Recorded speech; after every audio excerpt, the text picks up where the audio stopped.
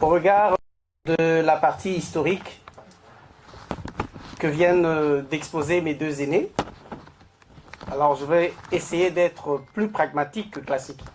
Parce que je crois que ce qui nous intéressait et ce qu'on voulait entendre, on l'a déjà entendu. Et moi, je pars directement à l'actualité que nous avons. Nous avons des étrangers chez nous et nous constatons, avec beaucoup de regrets, peut-être avec beaucoup de colère aussi, que les ressortissants rwandais, sommairement qualifiés de Tutsi et qui se font appeler Tutsi congolais, nous posent des sérieux problèmes, voire des problèmes sécuritaires. Nous partons du principe que nous venons aujourd'hui parce qu'ils ont tenu une conférence dans la même salle, bon, certains ont suivi, où non seulement ils se disent congolais, mais qu'ils réclament des terres en RDC. Bon. Ceux qui ont participé à cette conférence et leurs motivateurs ne se rendent pas compte de l'énormité de leur bavure. Donc des Congolais, nous tenons ce débat en plein 21e siècle, il existe encore des Congolais qui n'ont pas de terres. Et ils ont aussi une particularité par rapport à toute la population congolaise, exceptionnellement, ils sont nommés par rapport à leur situation géographique, les Banyamulenge, parce qu'ils habitent la montagne de Mulenge. Tout le reste des ethnies congolaises, nous sommes désignés par rapport à notre langue. Je suis Mukongo, moi, parce que nous parlons Kikongo. Et même dans la tribu Bakongo, il y a aussi des particularités de sous-groupes. Je vais être plus rapide, je dirais, chez nous, et je vais la souligner, les tribus répertoriées par les colons belges sont partis quand même d'un travail énorme des historiens, des ethnologues, des sociogéographes, des linguistes, et j'en passe. Et tous ont retenu un principe. Les ethnies en RDC répondent à un principe trilogique. Un peuple, une langue, ensuite une terre. Ils n'ont pas de terre, ils parlent Kinyarwanda, donc la langue parlée au Rwanda, parce que les Kitutsi n'existent pas, les Hutus n'existent pas.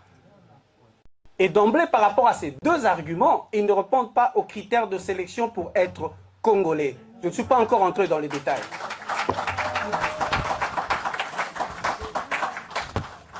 De ma formation philosophique, et surtout en philosophie de communication, avec un auteur qu'on appelait Jürgen Habermas, il y a un principe qui dit, quand vous avancez une thèse, quand vous énoncez une thèse, et vous l'argumentez par des éléments qui la contredisent de l'intérieur, cela s'appelle de l'autodestruction pragmatique. Vous n'avez pas besoin d'une réponse, vous posez une thèse et vous l'éliminez vous-même. C'est ce qu'ils font. Ils sont congolais, mais ils ne parlent aucune langue du Congo, ils parlent la langue parlée au Rwanda. Et ils viennent en Belgique pour nous dire, dans cette même salle, pour dire qu'ils ont le soutien des États-Unis et de la communauté internationale pour réclamer les terres de Minembwe, de Rutshuru et d'Uvira. Est-ce que vous vous rendez compte du degré de cette bavure? Et j'aimerais bien contredire le Congolais qui les a accompagnés ici. Je cite son nom, M. Omar Basile Diatezoa. Je voudrais bien qu'il soit là et qu'il me réponde, je vais débattre avec lui par rapport aux principes retenus. Moi, je pars du temps du règne de Mobutu, parce que mes aînés sont partis de l'histoire. Je dis, je serai plus pragmatique, moins classique. Donc, ces gens qui sont congolais, depuis que le Congo existe, ou au moins dans la configuration que notre pays a eue depuis la conférence de Berlin, Mobutu prend le pouvoir, et jusqu'à 72, Papa Dieudonné vient de le dire, des gens qui sont déjà congolais demandaient la naturalisation. Donc, un Flamand qui introduit la demande de la nationalité belge. Un Wallon qui introduit la demande de la nationalité belge. Puisque je n'ai pas trouvé de terme, vous pouvez m'aider. Existe-t-il un dédoublement de nationalité? Ou pour garder l'expression difficile philosophique, Existe-t-il une nationalité exponentielle? C'est-à-dire, vous avez une autre nationalité au-delà de ce que vous avez déjà. Et j'ai entendu certains Congolais, dans le débat de basse facture que nous vivons actuellement, de ce qu'on appelle la classe politique, j'ai entendu des gens dire qu'ils sont Congolais parce que Mobutu leur a déjà accordé la nationalité. Merci beaucoup. Reprends tes études à partir de l'école maternelle. J'entre en détail dans ce qu'on appelle les ordonnances polémiques de Mobutu. En 1972, il eut l'ordonnance numéro 72-002 du 5 janvier 1972. Par cette ordonnance, et là encore, vous remarquerez qu'il y a Lubwenge qui continue, puisque vous l'avez dit. Mais cette ordonnance ne concerne pas les Tutsis seulement, ni les Hutus, ni les Banyarwanda. C'était une ordonnance qui concernait les étrangers résidant en RDC. Premier point. Deuxième point. Mobutu, dans cette ordonnance, quand il était question de l'article 15 concernant les Banyarwanda, c'est-à-dire les originaires du Rwanda, Urundi, a dit ce qui suit. Je veux bien le citer. Mobutu accorderait donc la nationalité zaïroise aux ressortissants de Rwanda, Urundi, ayant résidé en RDC avant le 1er janvier 1950. Avant le 1er janvier 1950. Et qu'en est-il de ceux qui sont venus après? Parce qu'ils étaient régis, tous d'ailleurs, et surtout en particulier ceux-là qui étaient des réfugiés de leur dernière guerre avant l'indépendance, ils étaient régis par un texte de l'ONU qui leur interdisait toute activité politique en RDC, de s'impliquer dans l'armée ou dans la police, ou de demander la nationalité congolaise. Et quand tous, j'ai dit, tous s'appuient sur cet article, sur la nationalité congolaise, mais il ne parle pas de l'article 15, il parle de l'article 15, pas l'article 17. Parce que même si Mobutu a octroyé la nationalité zaïroise à l'époque à tous les étrangers, il y a marqué des restrictions. Ils ne pouvaient pas participer à la fonction politique, à aucune autre fonction liée à un mandat électif. Ils ne pouvaient pas être nommés dans des grades équivalents à un chef ou un cadre dans une entreprise de fonction publique pendant un délai d'au moins 15 ans. Et je continue. Ils ne pouvaient pas être ni dans notre armée, ni dans notre police. Et ça, ils n'en parlent pas. Surtout que la nationalité congolaise restait une et exclusive. 9 ans après, Mobutu va se rétracter, suite à la pression du comité central, de ses propres conseillers juridiques et politiques, et surtout des notables de l'Est, parce que cela a créé un malaise dans des coins où ces Rwandais sont venus s'installer. 9 ans après, Mobutu signera une autre ordonnance qui va annuler la première. Donc jusque-là, on est en 1981, ils ne sont pas encore congolais. Surtout que Mobutu va évoluer, et j'ai dit que je serais très résumé. Non seulement il a annulé, mais Mobutu a insisté sur le fait que la nationalité zaïroise est une et exclusive. Pourquoi? Parce que eux, ils étaient déjà soumis à leur loi de 28 septembre, je crois, 1963, qui leur ouvrait la voie à obtenir une autre nationalité. En plus, Mobutu, suite à ce désagrément, a introduit le principe, il y en a 5, mais je retiens seulement 3, pour passer plus rapidement. Mobutu a introduit le principe de la petite et de la grande naturalisation. C'est hyper important. C'est-à-dire, vous introduisez individuellement le dépôt de la demande de naturalisation, vous obtenez l'avis favorable, après avoir vérifié votre attestation de bonne vie et mœurs et votre casier judiciaire, mais vous passez par une période probatoire, c'est-à-dire vous n'êtes pas encore entièrement zaïrois. Et la période probatoire pouvait aller jusqu'à 2 ans, mais pendant cette période-là, vous devez faire allégeance à la nation zaïroise. C'est-à-dire on doit voir pendant cette période que vous n'êtes pas un ennemi probable de la République. Vous ne pouvez pas vous liguer en ennemi de la République et vous respecterez toutes les lois de la République. C'était déjà assez strict pour nous, vous vous souvenez, quand un Zaïrois marchait, il y avait salut au drapeau, vous étiez obligé de vous arrêter. Quand on chantait l'hymne national, vous étiez obligé de vous arrêter. Si vous étiez un étranger, cela pouvait aller très loin jusqu'à vous refuser la nationalité zaïroise. Vous vous rendez compte, il était dictateur. Mais avec son temps, parce que cette dernière ordonnance, il l'a prononcée pendant la session d'ouverture du comité central, où il voulait mettre un terme définitif. Je dis bien définitif en 1981. Et d'ailleurs, son discours s'intitulait « Au Zaïre, qui est zaïrois, qui ne l'est pas ». Et quand il en a fini, point barre, on n'a plus parlé des Banyarwanda, je ne parle pas des Tutsis, des Banyarwanda, qui étaient congolais, et personne ne nous dit qu'il y a eu des oppositions ou des guerres. Jusqu'à la fin du règne de Mobutu. Il a chuté le 17 mai 1997. On avance encore donc jusqu'en 1997, ces Banyarwanda n'étaient pas zaïrois. Mais pourtant, ils se disent zaïrois avant la conférence de Berlin, alors que nous n'étions pas des zaïrois. Congolais avant la conférence de Berlin, nous n'étions pas encore congolais. Nous sommes devenus congolais après, l'État indépendant du Congo pour devenir Congo belge. Donc, ils sont des mères particulières au monde qui donnent le nom à leurs enfants alors qu'ils ne sont pas encore enceintes.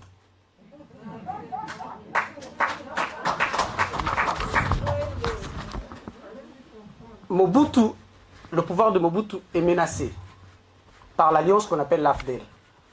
Et vous comprendrez que ce souci majeur continuera de hanter les cœurs, particulièrement de Tutsi, je ne sais pas particulièrement plus de Tutsi que le Hutu.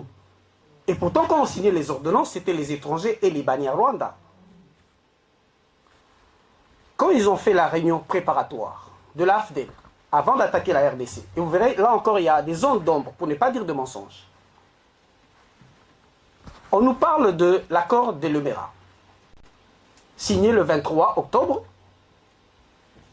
dans la ville de Lemera, chez nous, en RDC.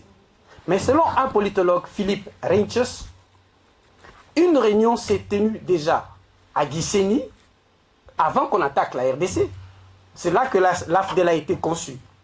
Mais comme ils ne pouvaient pas parler de l'accord de Gisenyi, parce qu'on comprenait que c'est une affaire rwandaise, ils ont parlé de l'accord de Lemera. Tenez, ils ont attaqué la RDC, Lemera, le 4 octobre à 4 h du matin. Et ils arriveront le 6 octobre 1996. Mais ils étaient déjà à l'AFDEL. Mais ils ont signé l'accord de Lemera le 23 octobre alors qu'ils étaient déjà sur le territoire congolais.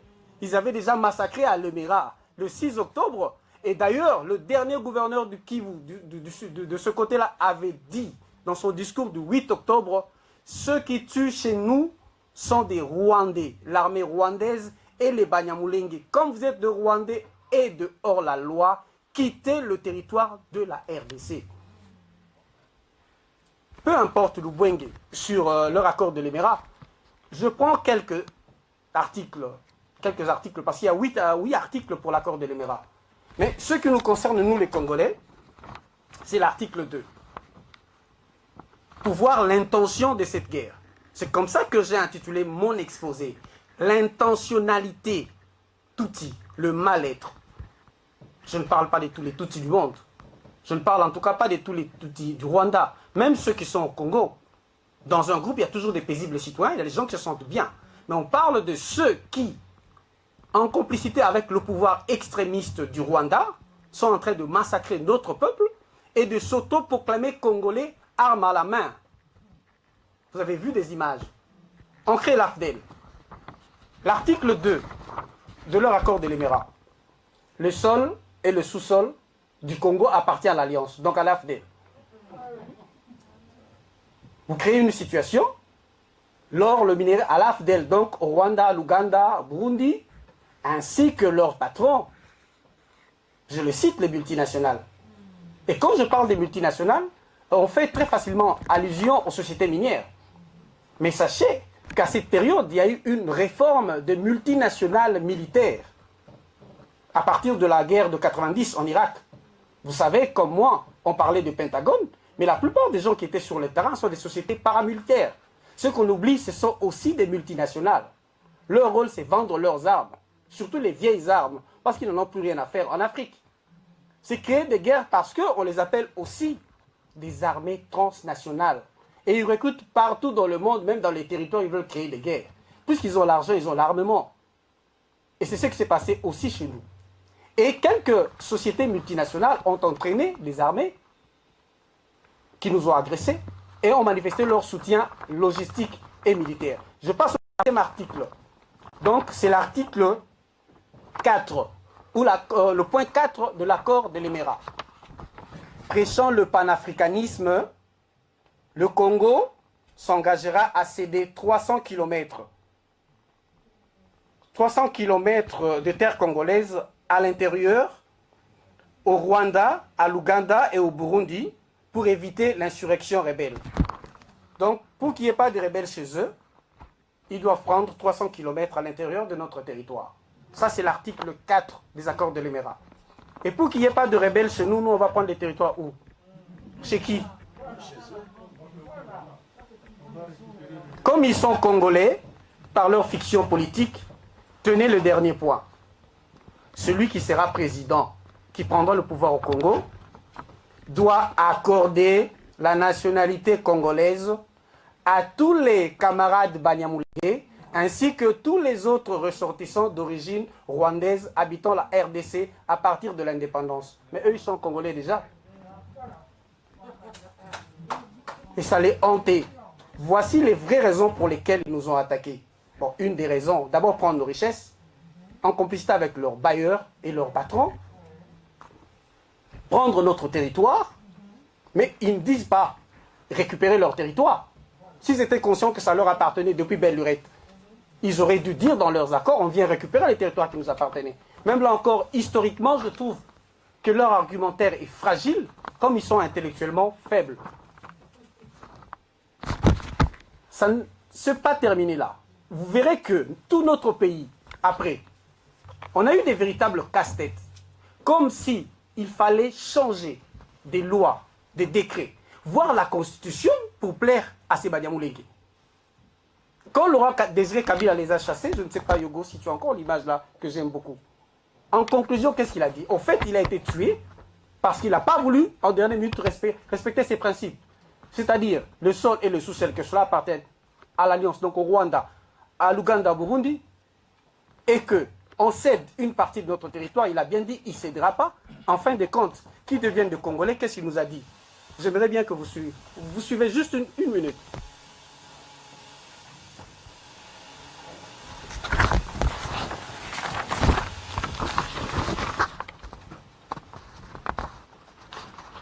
Je continue entre-temps que l'image soit prête. Quand Laurent Désiré Kabila a chassé tous les Rwandais qui étaient avec lui, même ceux qui se disaient Banyamulenge sont partis. Ils sont partis où? Il a bien dit, ils sont rentrés chez eux au Rwanda. L'expansion territoriale est une autre motivation. L'Empire Himatousi a besoin de territoires, de terres congolaises. Et vous savez que nous ne sommes pas d'accord. Et je viens d'apprendre ici, que vous n'êtes pas d'accord non plus. Alors, cette guerre qu'on nous impose est une guerre injuste. Nous devons la dénoncer. Merci, c'est déjà suffisant. À l'issue de ces propos, et après tout ce qu'on vient de dire, Laurent Désiré Kabila sera donc assassiné. Un premier coup réussi, prénommé son fils Joseph Kabila. Et le champ est libre pour réaliser une partie de leurs rêves. Avec tous les seigneurs de guerre qui sévissaient dans notre pays, ils vont créer ce qu'on a appelé le dialogue intercongolais, l'accord global inclusif, tout ce que vous voulez. Avec une constitution de transition.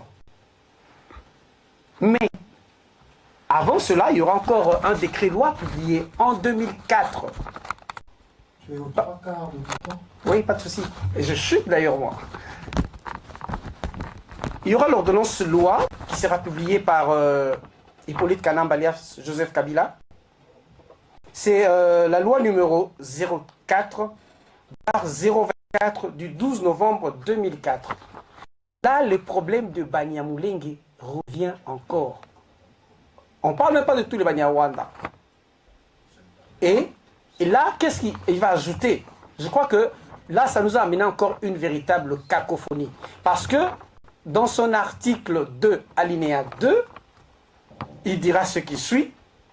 Et Congolais, tout individu appartenant aux groupes ethniques et nationalités dont les personnes et le territoire constitué ce qu'est devenu le Congo.